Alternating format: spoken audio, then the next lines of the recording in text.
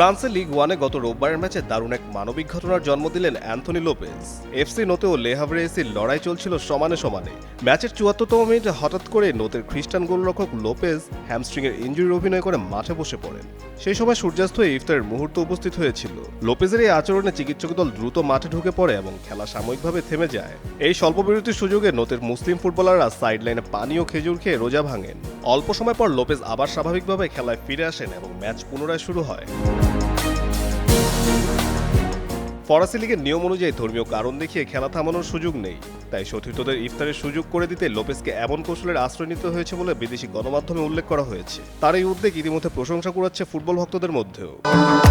ভবিষ্যৎ হোক নিরাপদ, বিনিয়োগ হোক বিশ্বস্ত, আর আমার পছন্দ সল্ট বে। ওয়েলকাম টু সল্ট বে। উল্লেখযোগ্য যে এই নীতিতে ফ্রান্সের লিগের সঙ্গে অন্য কিছু প্রতিযোগিতার পার্থক্য রয়েছে। যেমন ইংলিশ প্রিমিয়ার লিগে ২০২১ সাল থেকে রমজান মাসে সূর্যাস্তের সময় রোজাদার খেলোয়াড়দের ইফতার করার জন্য রেফারিরা স্বল্প সময়ের বিরতি দিয়ে থাকেন। এদিকে ম্যাচের ফলাফলও ছিল নোতের পক্ষে। তারা ২-০ গোলের জয় তুলে নেয়। তবে ২৩ ম্যাচ শেষে ১৭ পয়েন্ট নিয়ে নোতে আছে রেলিগেশন জোনের ১৭তম স্থানে। অন্যদিকে ২৬ পয়েন্ট নিয়ে লে হাভরে অবস্থান করছে ১৩ নম্বরে। কাজী সাকলেন আহমেদ, যুগান্তর স্পোর্টস।